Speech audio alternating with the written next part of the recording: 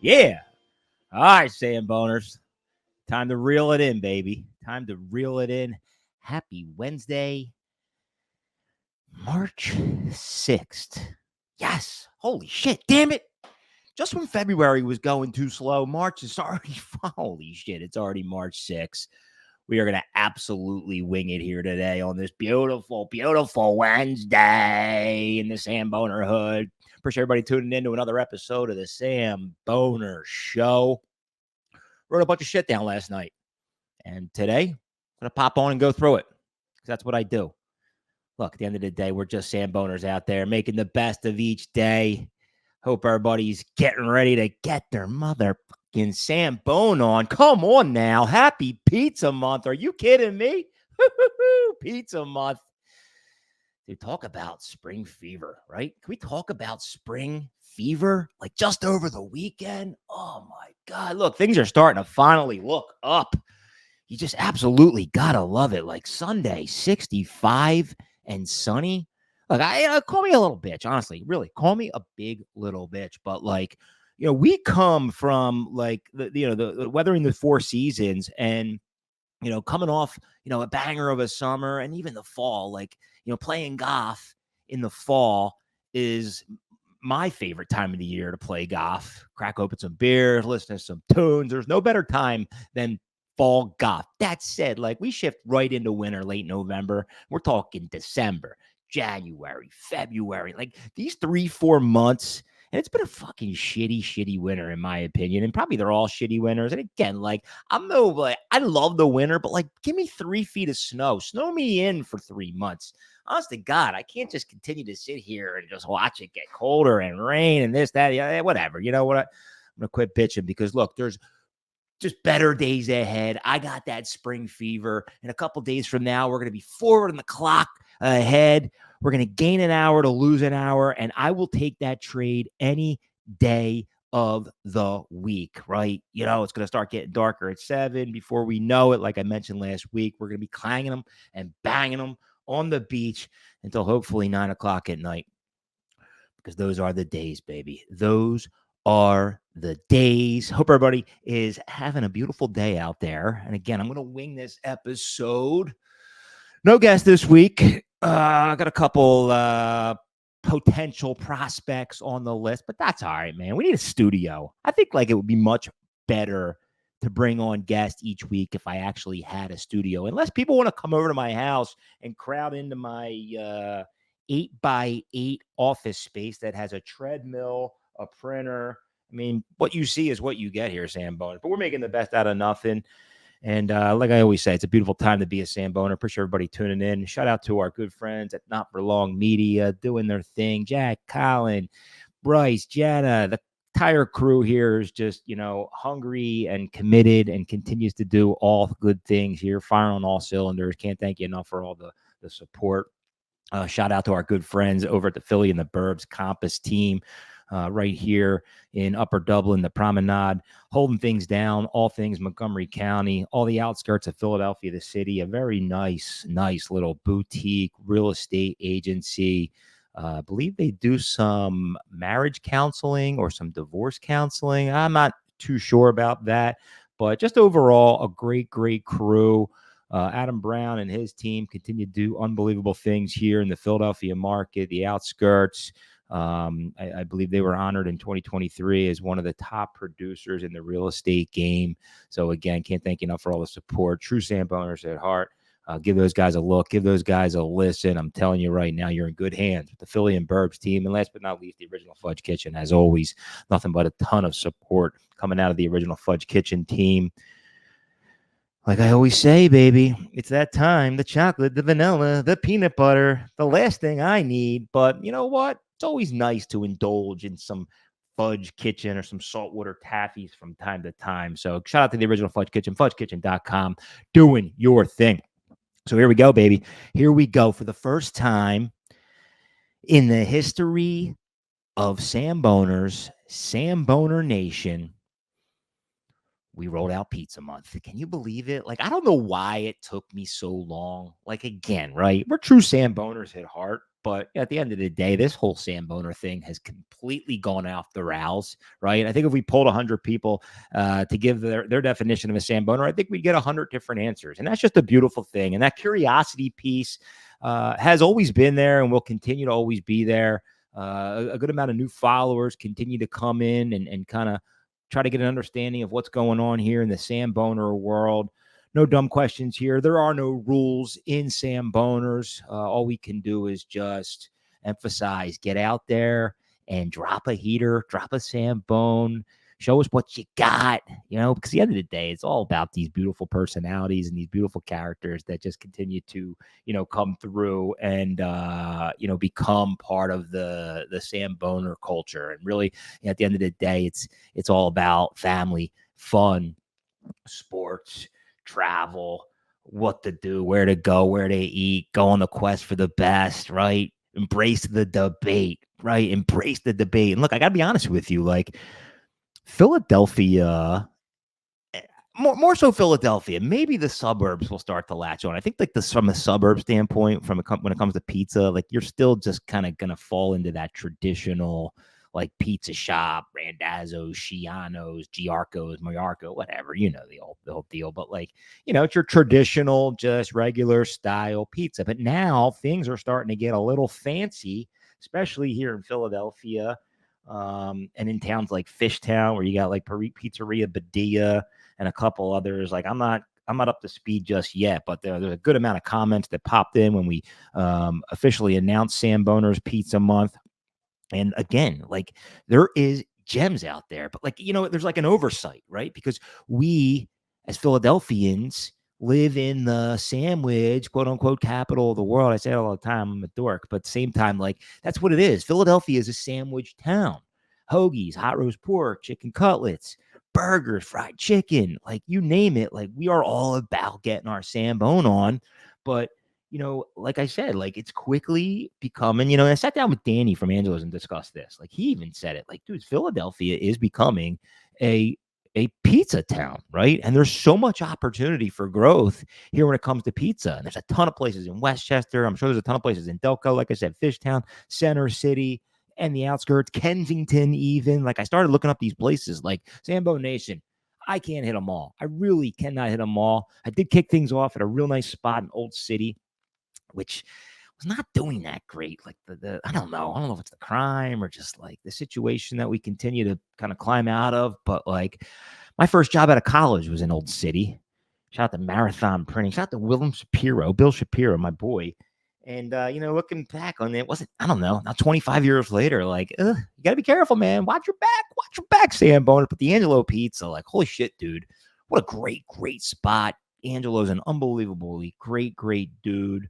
Hooked up the pie, and I just posted up out front, and I got the Paulie, which had like the fresh mozz, some pork, some veal meatballs that his dad, like his legendary recipe that his dad had with the veal meatballs. He slices them up thin. Like, dude, that pie, honestly, God, like, again, I'm no pizza connoisseur, but like that pie was marvelous. It really was. I gave it like an 8.9991. Like, I don't know. Like, again, like, it was my first go at it. I hit a joint the other day. I'll post it today. I hit this joint. Well, Moustaki. It's I'm a Greek guy. I love Greek food. And they have this unbelievable Greek pizza, but they actually got the Greek pizza off the menu. So I had this fiery buffalo chicken Greek pizza. It was good. It could have been cooked a little longer, but it was good, man. Like Greek style ingredients on a pizza. Ah, man, look at me. I am geeking out early and often, but we're squeezing this in, man. We're running, we're gunning, we're doing what we can to survive. And I can't thank everybody enough for all the love and the support. This is like close to 110 episodes. I was going to hang them up. I really was. I'm no quitter, but I was going to hang this microphone up for a little bit. And I don't know why. It just like keeps roping me back in. Like, I fucking love this. I really do. I love talking into this microphone, swinging a long drive, deep left field, watch that baby out of here. Oh, man, I'm telling you, I told you I got the spring fever, Samboners. It's all I needed. I really did. I just needed a long day of sunshine, crack open a couple beers, fire up the fire pit, and just know deep down inside that warmer days, longer days, baseball, golf is ahead. We're going to have St. Patrick's Day here in a couple weeks. March Madness is going to be in full effect. Fucking A, right? It's going to be a great, great month. Samboner Nation, fire it up. Get your goddamn Sambone on. There's pizza joints everywhere. I'm sure there's some walking distance. You want to go and quest for the best and go into the city like this crazy guy does. Do it, right? I'll drop 5, 6 Sambones a day if I can, right? So get out there, get hungry, and Sambone it. Take a sip of my coffee.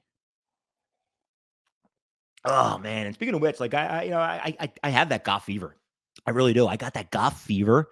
Shout out to my buddy Jay, who just opened up a joint in Fort Washington called the Indoor Golf Club. It's a full simulation golf club, like state-of-the-art golf simulation. I didn't know what to think about it, but, he was kindly enough to, invite me down. And, we winged it. We played 9 holes at Pebble Beach, which was really, really cool. And, like, to be honest with you, like, I am not, like, the golf simulation guy. We're over at Lulu. They have 2 simulators there. Like, there's a golf league that it just doesn't, I don't know. Like, I'd rather just play in person. I'd rather go walk 6 holes and play 18 of simulation golf. But at the end of the day, like, I will say, like, where things are in today's world, like this simulator shit, like, it's state of the art, man. Like, undulation, the turf moves. It shows you a video of your swing after every swing.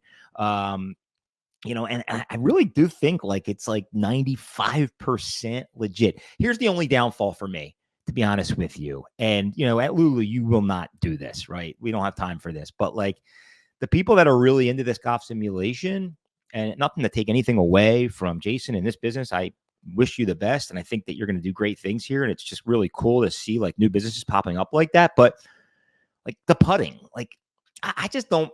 I don't know. I don't think putting should be part of the program. That said, like, maybe, like, the first putt, like, you get a stab at, like, your birdie putt or your par putt. But after that, like, it's a pickup. I don't care if you blow it 500 feet by or leave it 500 feet short. There's no reason that you should be putting 5, 6, 7 times into a simulator. That is just my opinion. Maybe get your thoughts. What do you think, Fat Pat? Fat Pat's still he's still assed out from last night. That fucking guy's got a serious bourbon drinking problem, honestly. Oh my God, dude. Go back to bed. But you know what? That, like, 9 holes at the simulation got me, like, got that fever, man. Like, oh man, like, we need that Samboner Open. I think there's a possibility of it. There's a possibility that we have the Samboner Open in the fall. More details to come, but I think I have something brewing. And I got to get on top of that, because I think that the Samboner Open would be an unbelievable day to bring a bunch of Samboners together. And again, clang them, bang them, have some good times, throw a little golf outing together, a little scramble action. I'll have to supply some transportation for that one. It could be completely out of hand. But more details to come. Stay on top of me. Everybody's always pinging me. When's the Samboner outing? Like, dude, it didn't take 2-3 years to get on somebody's waiting list, but I think I may have an in somewhere. Oh, baby. Or a golf trip, right? Like, a golf trip would be unbelievable. Like a Samboner's golf trip. Like, dude, I reminisce on, like, the days, like, my pops and, like, a couple of his buddies, and then, like, my brother and my cousin Jay and a couple of our buddies. Like, we used to go on this golf trip to Ocean City, Maryland. Ocean City, Maryland is like the minor leagues of Myrtle Beach. If anybody's never been there, like, dude, Maryland has a fair share of unbelievable golf courses. The 2 that come to mind right away are Rum Point and Lighthouse Sound. Lighthouse Sound, I think, has, like, the clubhouse that sticks right on, like, the river, and it's got, like, the 18th hole coming in one way and the first hole coming in the out way. It's been a while since I played there. Unfortunately, that actually could have been the course that I only played 14 holes because my fucking dumb ass overslept thanks to drinking and God knows what he was doing the night. Oh my God, holy shit. What a regret. What a loser. Can you believe that, Sambo Nation? This fucking guy spent the entire afternoon at Secrets, Feggers Island, and then the hotel we were staying at had a bar that never closed. Like, who, what are you going to do? How do you, come on, what a recipe for disaster. And we used to do this for like 6 or 7 years straight. And the 1 year, oh my God, I'll never forget the look on my dad's face when I pulled in. My cousin and I pulled into the parking lot. and they chased us out to the 4th or 5th hole, and I had to go right by him because he was in the first group. I'll never forget it. My bad. What else do we got here? Oh, man, what a week. Countdown is on. Philadelphia Phillies. I think we're like 23, 24 days till opening day. But, in the meantime, let's just real quickly reflect on what happened yesterday. Was it yesterday or 2 days ago? Was it Monday? We all talk about Jason Kelce here a lot. We really do. He's just that guy, man. He's like the legend of Philadelphia sports. Like, he's one of the most beloved athletes in Philadelphia history, and top athlete too. Like, he's a bona fide Hall of Famer. He's one of the best centers to ever play in the NFL. And the fact that he played 13 consecutive years wearing one uniform is heroic. It really is. It's amazing that someone is able to do that, right? And shout out to Brandon Graham, who was also doing it. But at the same time, what a way to go out, right? We were all hoping he would hit the podium and just be like, psych, I'm fucking coming back. But nah, man, he did it right with his mom there and his brother there. And there's just something to be said, right? That guy is real. He is real. And I'm happy I got a chance to meet him and get to know him and drink him under the table. To be honest with you, no, I'm just kidding. He didn't see that coming. Samboner Mick, this guy, who's he gonna fuck? Wake up call, Jason. But no, man, lastly, just shout out, dude. We commend you, man. You're gonna hold a special place in a million people's hearts forever and ever. Wish you nothing but the best success. You obviously already have it. The day after you retired, you were found jumping on a table. Looks like you're part of the Bills Mafia now. Who knows, man? Maybe you'll go start doing coaching with Sean McDermott and Johnny Butler and what have you. But just a cool send-off, man. Cool send-off for Jason Kelce, a Seattle City guy through and through. And, that got us talking, amongst the original gangsters here, the Samboners, the OGs. Let's put together. First, I was thinking let's put together top 10 athletes of all time, Philadelphia sports wise. But then it was more suitable to do kind of a most beloved list, right? So we rolled out the most beloved list. What do we got here? Okay, we caught some shit, man. This thing hit the fucking wire last night.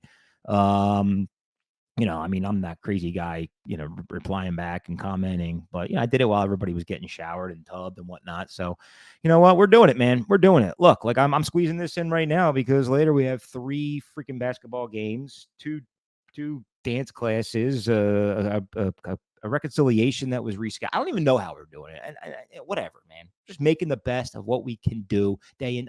Maybe I should roll this out at 9 o'clock, 10 o'clock at night, but dude, I'm exhausted. I'm exhausted by 10 o'clock, 11 o'clock at night. Yeah, let's do a podcast at 11 o'clock at night because but that's not the case. But so we end up rolling out the Samboner's most beloved top 10 list. And look, number 1, man. Number 1. No, let's go. Let's reverse it. Let's go 10. Let's go 10. Let's go 10 first. Cole Hamels. Look, this wasn't easy. And this is what makes Philadelphia sports unbelievable. And it's what makes Philadelphia, as a town, a sports town, one of the greatest sports towns in the world, right? I don't think there's really another sports town out there, aside from probably Boston and New York, that embrace this much debate when it comes to best teams of all time, best players of all time, top athletes of all time, most beloved players of all time. At the end of the day, Philadelphia is in the upper echelon of sports, and it's what makes Philadelphia fans so passionate about their sports teams. At the end of the day, we are the number 1 most respected traveling sports fan I fucked that up. No, we are the most respected traveling sports fans in the entire country. No, we really are. We really are. So look, there's 6 guys yesterday texting amongst one another, trying to narrow in on the top 10 most beloved Philadelphia sports athletes, right? Think about that. Yeah, at the end of the day, I think Mike chimed in with like, yeah, hold the phone. I got 680 text messages to get through. Like, oh my God, what a bunch of losers. That's what we do, right, Samboners? You just text your friends and you talk about like shit like this, sandwiches and sports and chicks and whatnot. And that's it is what it is. It's the life we live. So, we stuck Cole Hamels in there. Like, like I was back and forth with Hamels, but like Cole Hamels, right? I mean, think about it. Cole Hamels won us a World Series. Cole Hamels was the MVP of this World Series. Like, yeah, maybe people might be like, I don't like his squealy voice or anything like that, right? At the end of the day, he's probably hung like a horse, and he's not single-handedly, but like without his dominance on the mound in 2008, we probably aren't winning a World Series. So, like, you know what? In my opinion, and in most of the Samboners' opinions, he holds a special place in our heart, and he cracks the top 10. Moving right into 9, the Doc, Julius Irving. Oh, man. Like, dude, I'll be honest with you. We had Randall Cunningham in there for a second. And, like, I have Randall's jersey right behind me, and Randall was one of my favorite players. Like, between him and Dan Marino, they were my childhood idols. But, like, the Doc, man. Like, how do you not love the Doc? Like, the sky. Oh, my God. The wraparound. Like, dude. My God, dude. Holy shit. Like, so it was just tough, right? But, like, no argument there. Julius Irving caught the 9 seed. And then number 8, very, very debatable. Very debatable. Like, the fact that we don't have Jimmy Rollins right there, or the fact that we don't have Brandon Graham right there. Darren Dalton, sure. Like, there's a reason why we didn't have Darren Dalton or John Kruk, right? And we copped out again. Again, this just wasn't easy. That's what makes this fucking city so special, right? Because it wasn't easy narrowing in on 10. We could have probably did 20, maybe 30, maybe 40, right? But, like, we had to throw a flyer in there. And when you think flyers over the last 40 years, you think, like, God damn, one of the toughest and most competitive and greatest goalies in the history of the game is Ron Hextall, right? So, like, yeah, embrace the debate, argue it till the cows come home. Sure, it could have been Dutch. Sure, it could have been J-Roll, but we threw Ron Hextall in there, and we're sticking with it, right? So argue to go in there. Huh, there's plenty of comments in there. Holy shit. So number 7, we go Chase Utley, right? World fucking champions, Chase Utley. Like, how can you go wrong? The way this guy went about himself, the way he carried himself, the way he played the game. Like, I'll never forget. Like, growing up, like, I always showed my son, Braden, here's videos. I want you to watch these videos after videos of J-Roll and Utley and Howard, but mostly Utley, just the way he gave up his body, almost like Lenny Dykstra in a way. And I saw a couple votes for the dude. Of course, Lenny Dykstra, man. The 93 Phils, dude. The 1993 Phils. That was America's team. They don't make them like that anymore. And sure, back in 1993, that's what we were doing. We were drinking Budweisers and smoking Marlboro Reds. Well, no, I wasn't. I was 13 years old. But, like, that's what our parents were doing. God, everything is fucked up anymore. Like, why can't we go back to 1993 where there was no cell phones? Everybody was playing wiffle ball, riding big wheels. Our parents were drinking Budweiser, smoking cigs, and we were talking about the 1993 Phils. Like, I'll never forget it, man. I'll never forget my pops. I shouldn't say my pops, my dad.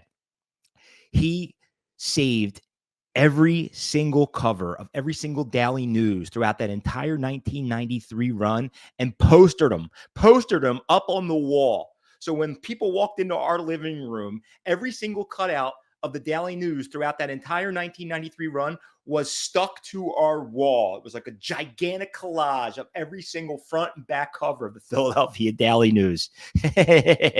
Holy shit. So again, the 1993 Phils, like that, it was the whole team. That's why we threw them in as honorable mention. So moving right along, because I'm just kind of, I don't know. At the end of the day, number 6, Charles Barkley, Sir Charles. Look, that was also debatable, right? I think that he had an incident that kind of rubbed a lot of people the wrong way. But, like, at the end of the day, dude, this is Charles Barkley, man. A top 50 NBA greatest player of all time. This guy left it on the court every night. He was one of my favorites growing up. Everybody rocked a Charles Barkley number 34 jersey. So for that, he's number 6. Number 5.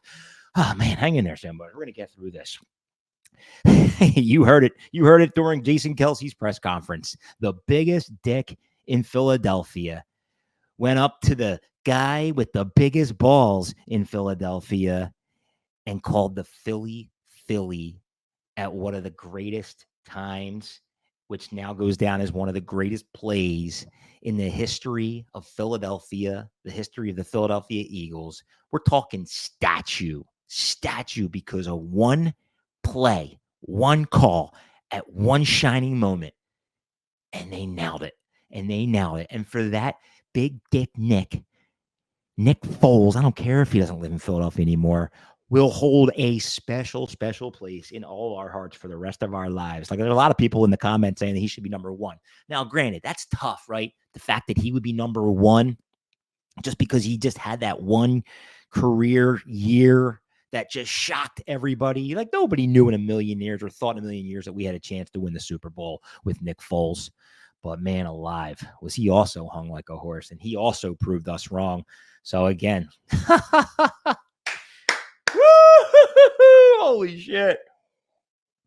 All right, we're getting through this. To final out the top four, number 4 goes to B-Dog. Like, there's no argument there, man. B-Dog brought the house. He brought the house. He brought the energy. He electrified that crowd. Like, without, oh my God. I want to crawl.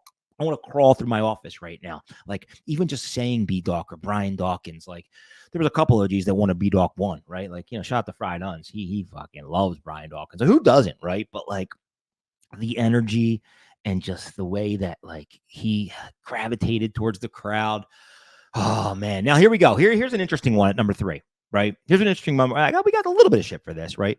Bryce Harper at 3. Look, I didn't think I threw this list together and then we kind of mixed it around a lot. There was no argument here. Maybe Samboner or Drew kind of had some reservations here, but here's the way I see it.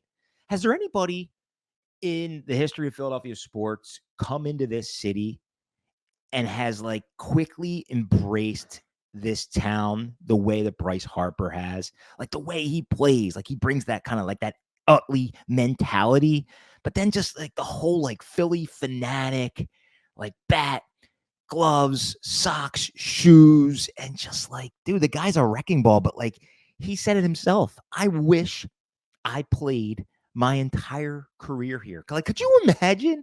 Like, that's, to my opinion, that's why he is loved.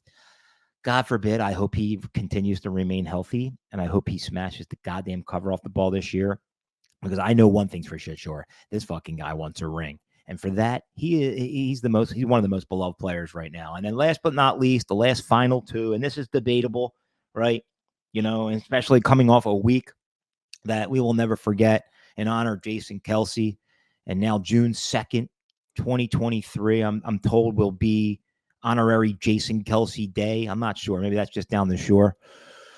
But look, Jason Kelce, man, number two, one of the most beloved Philadelphia athletes of all time. The emotions that he wears. You saw it in the press conference on Monday, the speech that he gave on the Art Museum steps during the Super Bowl parade in the Mummers outfit. Like, it's the shit like that, like the world fucking champions with Utley. But, like, this guy just, like, grabs a hold of this city and doesn't let go. And I hope he doesn't ever let go, because he is an integral part of everything when it comes to Philadelphia sports, the Philadelphia fan base. So again, Jason Kelce, this is my final send off for you. I talk about you a lot. You want to hang out? You want to drink again? But that's it. And then last but not least, like, again, this is why we embrace debate with the Samboners. And the number 1 in my book is Allen Iverson.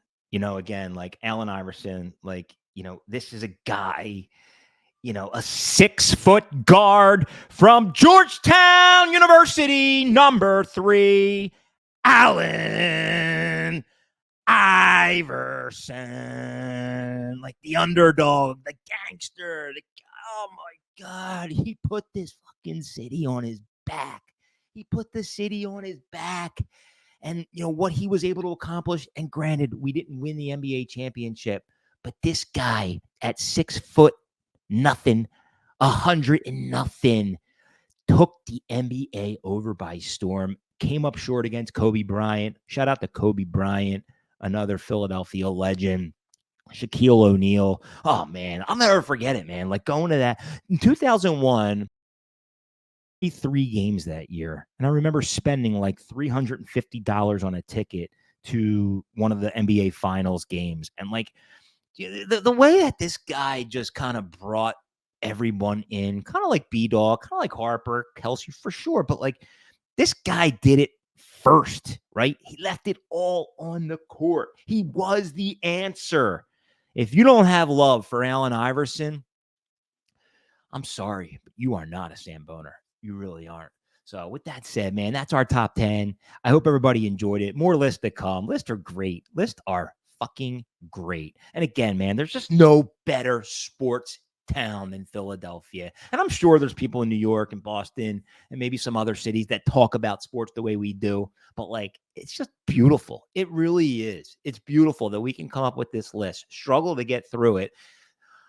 And there's another 10 guys right behind it. There really is. There's another 10 guys like, oh my God, Brandon Graham. How do we miss Brandon Graham? What a bunch of losers. So that's that, Sambo Nation.